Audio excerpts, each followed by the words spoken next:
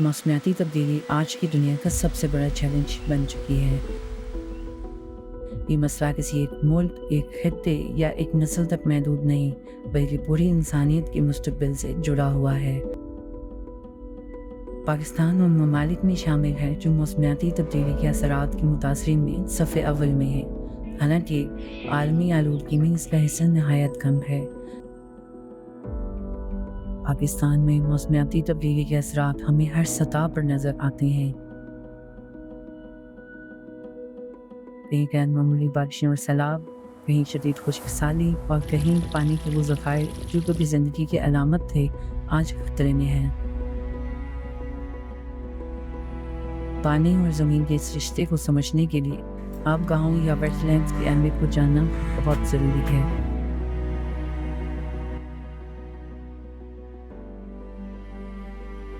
آبگاہیں جو ہیں وہ ہمارے ایکو سسٹم میں ہماری زندگی کی جو کڑی ہے اس کا ایک بڑا حصہ ہے۔ آبگاہوں کو سپر مارکیٹ بھی کہا جاتا ہے کیونکہ وہاں تمام حیات کے رنگ پائے جاتے ہیں۔ آپ کو مچھلی وہاں سے مل جاتی ہے، آپ کو برڈز وہاں ملتے ہیں، ویجیٹیشن وہاں ہوتا ہے، اور اس کے علاوہ وہ پانی کو مینٹین رکھتے ہیں۔ اور اگر آبگاہوں کو آپ ٹھیک سے مینٹین کریں تو وہ آپ کے منی ڈیم ہوتے ہیں۔ دنیا بھر میں زمین کے تقریباً 9% حصے پر ویٹ لینڈز پائے جاتے ہیں۔ پاکستان میں شرح تقریباً 9.7% ہے، جو اس بات کی نشاندہی کرتی ہے کہ ہمارا ملک قدرتی طور پر ویٹ لینڈ سے مالا مال ہے۔ پاکستان میں مجموعی طور پر 225 آبی ذخائر موجود ہیں، جن میں سے 19 مقامات کو عالمی سطح پر رامسار سائٹس کا درجہ حاصل ہے۔ انہیں عالمی اہمیت کے حامل مقامات میں سے ایک نہایت نمایاں نام ہالیجی لیک ہے۔ ہالیجی لیک سندھ کے ضلع ٹھٹہ میں واقع ہے اور پاکستان کی پہلی انسان ساختہ جھیل کہلاتی ہے۔ جب سیکنڈ وار لگا تھا 1942 میں، تو یہاں پہ جب برٹش ٹروپس آتے تھے کراچی میں تو ان کو پانی سپلائی کرنے کے لیے یہاں پہ یہ ہالیجی جھیل بنایا گیا، میٹھے پانی کا جھیل۔ یہ جو میٹھے پانی کا جھیل ہے یہ انڈس ریور سے یہاں سے جو جام براج کے تھرو یہاں پہ پانی سٹور ہوتا تھا اور یہ پانی پھر سپلائی ہوتا تھا کراچی کو۔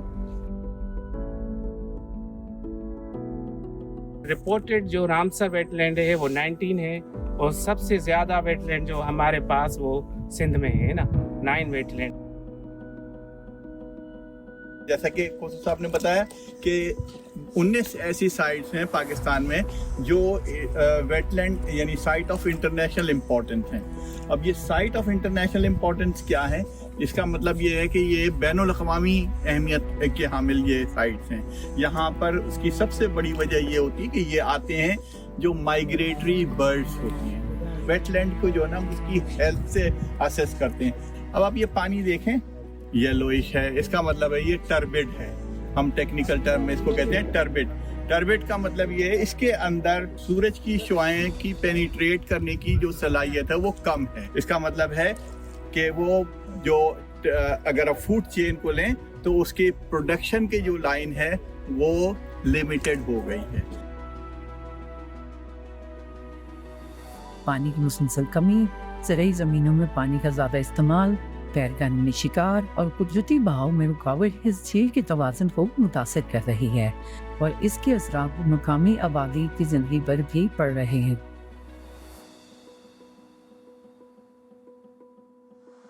اسی تناظر میں اکاؤنٹیبلٹی لیب نے گرین میڈیا انیشیٹو کے اشتراک سے موسمیاتی تبدیلی اور ویٹ لینڈ کے تحفظ کو محض ایک بحث کی بجائے زمینی حقیقت سے جوڑنے کی کوشش کی۔ ہالیجی جھیل کا فیلڈ وزٹ اکاؤنٹیبلٹی لیب کی اس حکمت عملی کا حصہ تھا، جس کا مقصد نوجوانوں، خاص طور پر خواتین صحافیوں کو میدان میں لے جا کر براہ راست مشاہدے، مکالمے اور دستاویزی عمل سے جوڑنا تھا۔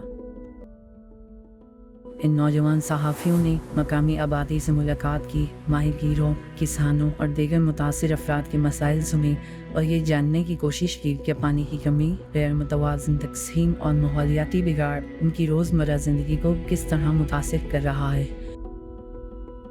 اکاؤنٹیبلٹی لیب کا ماننا ہے کہ جب مقامی آوازوں کو پلیٹ فارم ملتا ہے اور نوجوان صحافت تحقیق اور دیانت کے ساتھ سامنے آتی ہے تو احتساب، شفافیت اور مؤثر عمل کے دروازے کھلتے ہیں۔